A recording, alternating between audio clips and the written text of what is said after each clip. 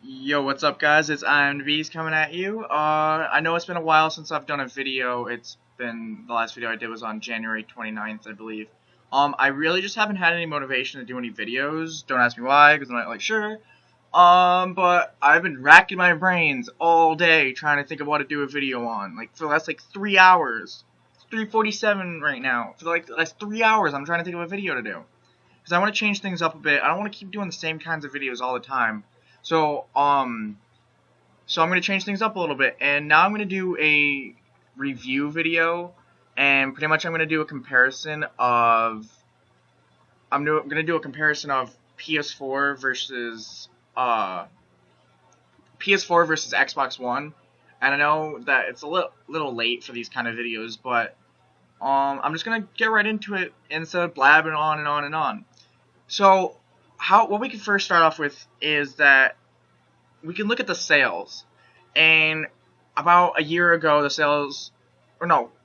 the sales they're probably higher, but some of the basic numbers that I found is that PS4 sold about 18.4 million consoles after a year, and Xbox One only sold about 10 million consoles after a year. And reasons for this is that the PS4's price was more tempting because for $399 you got a console and a controller. However, for another $100, if you got the Xbox One at $499, you got the system, you got the controller, and you got the Kinect. And the Kinect's the motion, the camera. You could do the motion games and stuff like that. And talking about the cameras, specifically like the Kinect, there's a very hit and miss list of games that are compatible with the Xbox One Kinect and the PS4 camera, because they're not really that popular. They're not really catching on that well. I mean, they've got their perks and pitfalls, but even though Microsoft and Sony both insisted that they were going to stick with controller-free camera inputs, there is good news for the Kinect technology, because not only it can track up to 6 skeletons at once and process up to 2 gigabytes of data per second, which is really, really nice. Then also there's the fact it can pick up heart rates, facial expressions, and 25 joints, thumbs included. It's not looking so great for the PS4 camera, though. However, compared to the Xbox 360 Kinect, the Xbox One Kinect has a 60% wider field of vision, which fixes that whole stand 6 feet away error message that everyone would get last time. Now, even though the Xbox One Kinect isn't that powerful, it's just that it needs more games, because there's not a lot of games out there right now for you to use the Xbox Kinect with. So right now, as of this moment, there's not exactly a lot of reasons to keep a 1080p camera plugged into your console just sitting there collecting dust.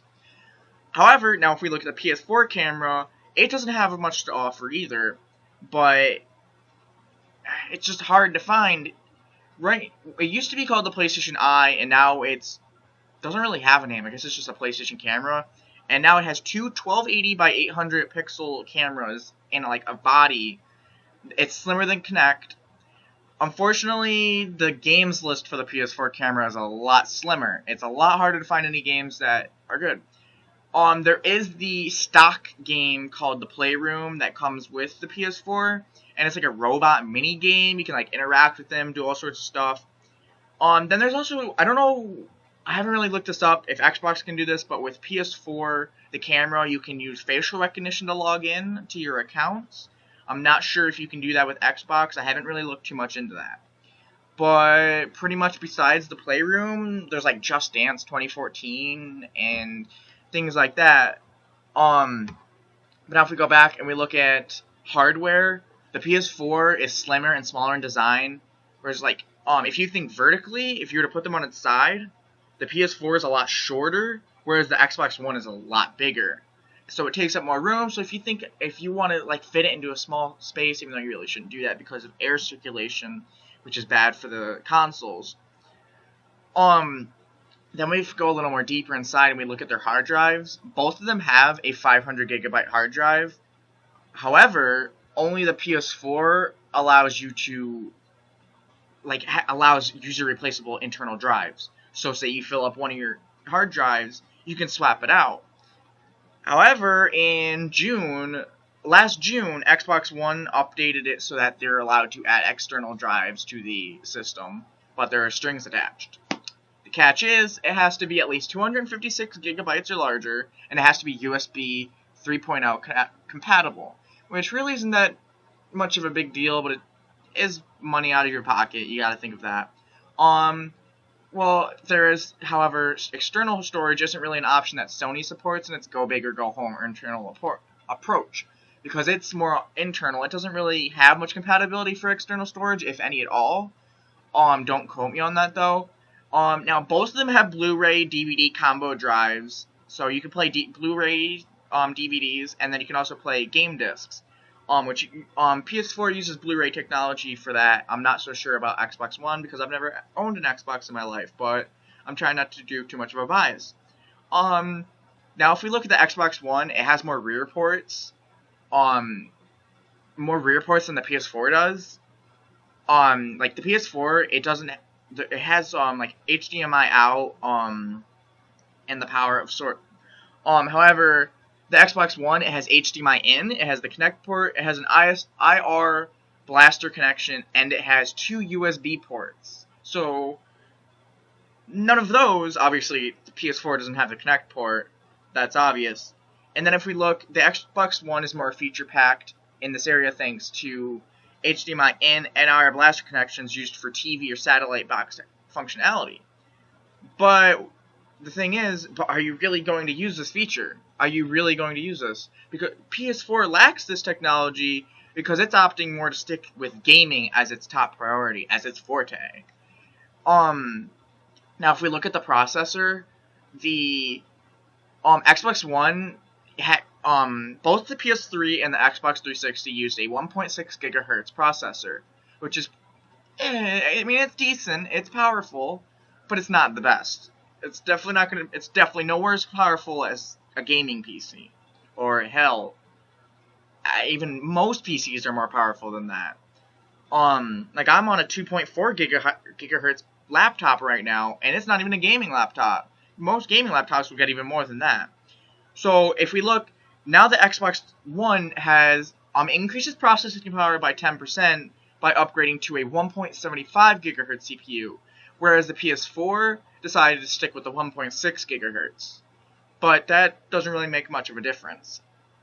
If we look at the graphics card, I'm getting a little technical here, the PS4 has a 1.84 teraflop graphics processor that's based on AMD's Radeon technology, whereas the Xbox One graphics chip, also using AMD Radeon, only does 1.31 teraflops, so is a good degree not as powerful. So PS4 does have that going for it. But if we look at specs, this means that PS4 specs make room for faster graphics rendering than the Xbox One, especially when combined with Sony's choice and superior system memory. So speaking of memory, if we look at the RAM, the random access memory, where a lot of the processing power also comes from, the PS4 goes with 8 gigabytes GDR5 memory, which is a lot more powerful than the Xbox One, using the slow 8 gigabyte DDR3 variety, which is not as fast. It's much slower. Now, still talking about RAM, the PS4 reserves up to 3.5 gigabytes for its operating system, so that only leaves the developers for the video games, it only leaves them 4.5 gigabytes to work with, according to documentation that I've read and things I've found online. However, they can sometimes access an extra 1 gigabyte flexible memory when it's available, but it's not guaranteed and it's not very often. It's not something typical. Xbox One's guaranteed memory amounts to a slightly higher 5 gigabytes for developers, as Microsoft multi-layered operating system takes up only a steady 3 gigabytes of RAM. Whereas it seeks out a 0.5 gigabytes win with more developer accessible memory than PS4, unless you well, unless you factor in the flexible 1 GB memory at times. Otherwise, it is 0.5 GB less, which is 500 MB less. Now, if we look at the controllers, my opinion, I'm going to straight up say I prefer the PS4's controller because it fits in my hands really nicely. So, the most important aspects of the PS4 versus Xbox One controller comparison include comfort, size, and battery life. But a lot of this comes down to personal preference. The good news is that both conform to your hands better versus the less ergonomic 360 and PS3 versions. The Xbox One versus Xbox 360 gamepad comparison illustrates some of the I'm blanking on what I was saying. They illustrate some of the 4D design innovations like a tweaked D-pad, an extra rumble effect via impulse triggers in the shoulder buttons. And then if you look at the PS4 controller, it does have a much better ergonomic design and it fits in your hands much smoothly. And the handles, they're easier to grip in long gameplay sessions, and its dual analog sticks have a recessed divot, which allows for much more accurate precision movement and aiming for if you're playing first-person shooters, for example. And then you have to think of the fact that the PS4 has a front touchpad and mono speaker, which are a unique way to interact with games, and developers are starting to find ways to adapt this technology into their control schemes. Then also, I don't know about for Xbox, but PS4, I don't know if it's compatible with the Xbox, but it is compatible with PS4. There's VR technology. Right now, Sony, I don't know if it's Sony, but they're working on a VR technology. I'm not really going to go into that much because I don't really know that much about it. But this is pretty much all that I have to talk about this. My personal preference, I actually prefer PlayStation over Xbox because I've always been a Sony fan. It's not that I'm a fanboy, it's just I've been since PS1. I've stuck on PS1, PS2, PS3, now PS4. I just prefer, especially the controller. I'm not a big fan of the Xbox controller. I don't like how the analog sticks are. And the PS4 controller just fits really nicely into my hand. Personally, I have nothing else really to say. I've gone over a lot of the specifications and all that. If you have any more questions about the Xbox or the PS4, and you can just comment down below. And then also, I'm not sure what my next video will be. I know it's been a while since I've done a video. This is pretty much all I've got to say about this, really. So, if you liked what you've heard, which you probably haven't, I know it's been a really extremely boring video. Like what you've heard, want to see more, subscribe, like, comment, whatever. I've got other videos up right now. This is extremely different from the usual videos I do. But you can also find my gaming channel. I'll have a link down below in the description. I have some gaming videos up on that. But yeah, don't forget to subscribe if you liked what you've seen. Alright, I'll catch you guys around. I'll hopefully have another video up soon. Alright, this has been ImDa Beast.